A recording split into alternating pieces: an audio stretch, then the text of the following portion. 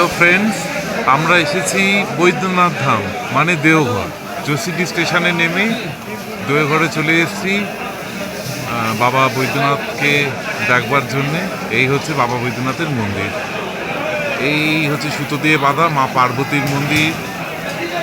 এরকমভাবে বিভিন্ন মন্দির পাশাপাশি রয়েছে। এই হচ্ছে আনন্দ ভৈরব মন্দির, এই যার সামনে আমি দাঁড়িয়ে আছি এটা হচ্ছে গিয়ে শঙ্কর মন্দির।